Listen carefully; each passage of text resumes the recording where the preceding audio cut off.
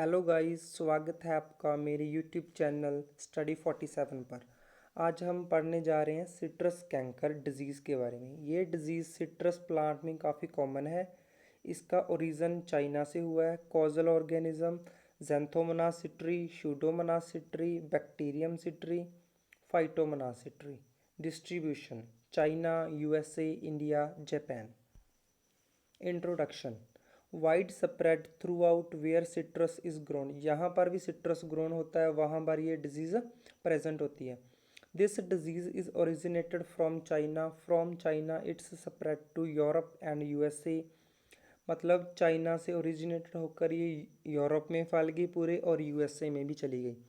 In USA it is very serious that they have to adopt mass eradication of orchards.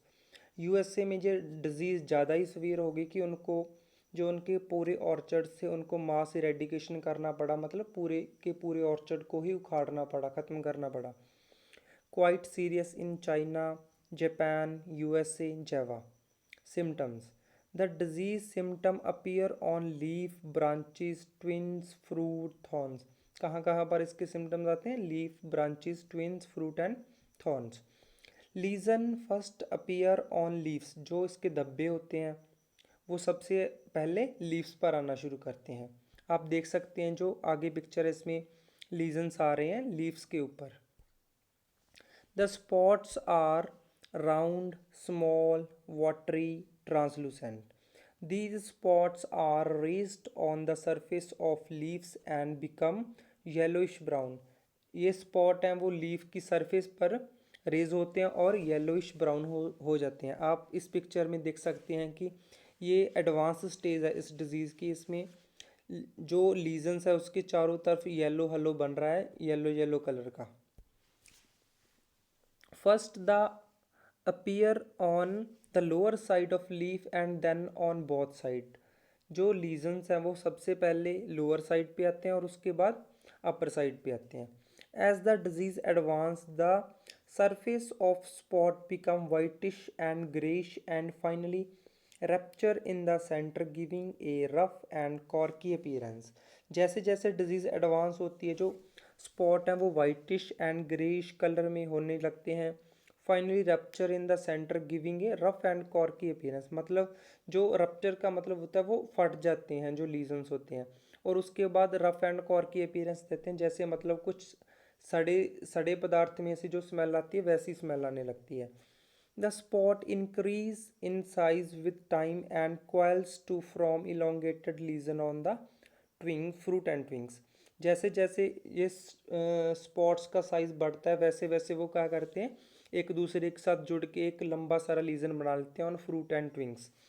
आप देख सकते हैं इस वाली पिक्चर में जो पहले पिक्चर दिखाई थी उसमें छोटे छोटे स्पॉट्स थे, इसमें बड़े स्पॉट्स है क्योंकि ये एडवांस स्टेज है। इसमें येलो हेलो भी प्रेजेंट है और थोड़े जो स्पॉट है वो इलोंगेटेड भी हो चुके हैं। The rough lesions are surrounded by yellowish brown to green raised margin and water yellow halo. Spot appearing on midribs and petiole are cause premature defoliation। जो स्पॉट्स मिडरिब एंड पेट्योल पे आते हैं वो जो लीव्स हैं उनका pre mature डिफोलिएशन कर देते हैं, मतलब वो समय से पहले ही गिर जाते हैं। On large branches necrotic lesions are more prominent in between vein and sub veins. Canker on fruit is similar to those of leaves except that yellow hello is absent. जो कैंकर डिजीज़ है वो fruit में भी होती है, उसमें भी lesions आते हैं लेकिन वो उसमें येलो हलो नहीं होता। Character like depression present in the centre the spots और injury to fruit is only skin deep. जो इसमें लीजन्स होते हैं वो ओनली जो उसका बाहर वाला छिलका होता है उसी पे प्रेजेंट होते हैं, अंदर कुछ नहीं होता। No effect on pulp and juice. जो उसका पल्प होता है और जूस होता है उस पर इसका कोई इफेक्ट नहीं पड़ता। आप इस पिक्चर में देख सकते हैं कि जो लीजन्स हैं वो फ्रूट पर कैसे आ रहे हैं।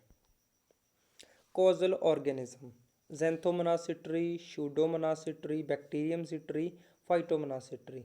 Shape of bacteria is rod shape. Rod shape का इसका बैक्टीरिया होता है।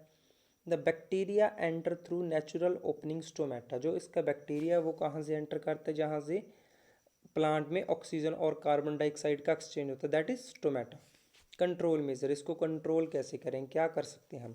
Due to seriousness of disease practical method of control is complete destruction of disease plant by burning them. सबसे पहला तो इसका मतलब इसको कंप्लीट करने का एक ही तरीका है, कंप्लीट ख़त्म करने का, कि इसको जिसमें भी हो गई उस प्लांट को कंप्लीट बर्न कर दिया जाए। अदर मेथड भी हैं, वो हम आगे बढ़ते हैं। We have to adopt other recommended method, अगर हम वो यूज़ नहीं करना चाहते तो हम ये यूज़ कर लेते हैं। First, use the disease free stock. जब भी हम कोई नए प्लांट ऑर्चर्ड शुरू कर रहे हैं तो उसमें यही ज़रूर कन्फर्म करें कि जो हम स्टॉक यूज़ कर रहे हैं उसमें इस तरह की कोई डिजीज़ ना हो। Second, spraying the plant before transplanting in new orchard with 1% Bordeaux mixture. हम जब प्लांट कर रहे होते हैं तो उनमें 1% बोर्डेक्स मिक्सचर की स्प्रे करें। In old orchard spray can be done with 1% of Bordeaux mixture after proper pruning of affected trees. अगर हमारा ऑर्चर्ड पुराना है और उसमें हम ट्रेनिंग प्रूनिंग कर रहे हैं तो ट्रेनिंग प्रूनिंग करने के बाद जो इफेक्टेड ट्रीज़ हैं उनमें 1% बोर्डेक्स मिक्सचर की स्प्रे करनी चाहिए। Dropped of canker leaves twins should be collected and burn, जिनमें ये डिजीज़ है, जो पत्ते गिरे हुए हैं, ट्विंस गिरी हुई हैं, उनको कलेक्ट करो और बर्न कर दो। 5, vigour of plant should be maintained by proper irrigation and fertilisation. Vigour क्या होता है कि प्लांट की हेल्थ किस किस कैसे मेंटेन करना है उसको, by proper irrigation and fertilisation. Proper care should be taken to minimise the attack of leaf miner insect. जो लीफ माइनर इंसेक्ट है वो भी इस डिजीज़ को काफ़ी हद तक स्प्रेड करने में हेल्प करता है। जैसे कि किसी प्लांट के लीफ में ये डिजीज़ है, लीफ माइनर इंसेक्ट क्या करेगा, उस लीफ पर बाइट करेगा और वहाँ से उठकर दूसरे प्लांट पे चला जाएगा, तो वहाँ पर जाके बाइट करेगा दूसरे लीफ में। तो वो क्या करता है, इस प्लांट का बैक्टीरिया दूसरे प्लांट में इंजेक्ट कर देता है और इससे डिजीज़ पूरे प्लांट में फैल जाती है। 7th point, spray with neem cake at the rate 60 to 65 kg per acre is highly effective in checking citrus canker as well as leaf miner. जो नीम केक की स्प्रे है वो दोनों को ही चेक कर देती है। 60 to 65 kg सिट्रस कैंकर के प्रति भी काफ़ी इफेक्टिव और लीफ माइनर इंसेक्ट की प्रॉब्लम भी नहीं आती। 8th, disease can be controlled by the use of antibiotic spray of streptomycin sulphate. इसकी स्प्रे करने से भी ये डिजीज़ कम होती है। 9th, control to resistant variety is also possible as different species of citrus show different degree of sustainability to the disease. हमें citrus की वही वैरायटी यूज़ करनी चाहिए जो इस डिज़ीज़ के प्रति रेजिस्टेंट हो। और ये था आपका last page. Like share and subscribe our channel study 47। Thank you.